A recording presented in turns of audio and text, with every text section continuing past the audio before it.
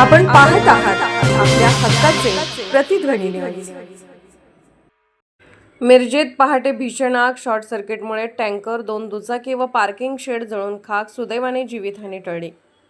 मिरज शहरातील जुना माधवनगर रस्त्यावर गुरुवारी पहाटे भीषण आगीची घटना घडल्याने परिसरात एकच खळबळ उडाली।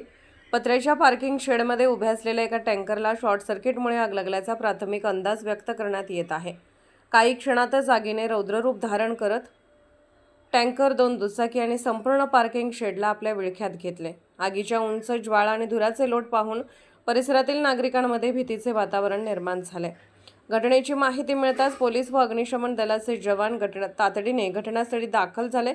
अग्निशमन दलाने शर्थीचे प्रयत्न करून आग आटोक्यात आणली। सुदैवाने या घटनेत कोणतीही जीवितहानी झाली नसली तरी मोठ्या प्रमाणात मालमत्तेचे नुकसान झाले आहे। घटनेनंतर आगीचे भीषण दृश्य पाहण्यासाठी नागरिकांनी मोठी गर्दी केली होती। आगीचे नेमके कारण आणि नुकसानीचा पंचनामा संबंधित यंत्रणांकडून करण्यात येत असून अधिक तपास सुरू आहे।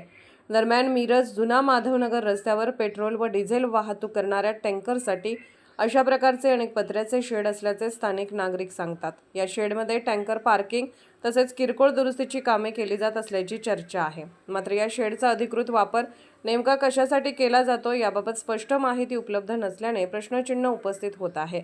विशेष म्हणजे संबंधित शेडमध्ये जर इंधनाने भरलेला टँकर उभा असता तर ही दुर्घटना अधिक भीषण ठरून मोठी जीवित व वित्तहानी होण्याची शक्यता नाकारता येत नाही। त्यामुळे अशा ठिकाणांच्या सुरक्षिततेची तपासणी आणि आवश्यक उपाययोजना करण्याची मागणी नागरिकांकडून होत आहे। आपण पाहत आहात प्रतिध्वनी चॅनल। अशाच बातम्या पाहण्यासाठी आमच्या चॅनलला सबस्क्राइब करा आणि बेल आयकॉनवर क्लिक करा।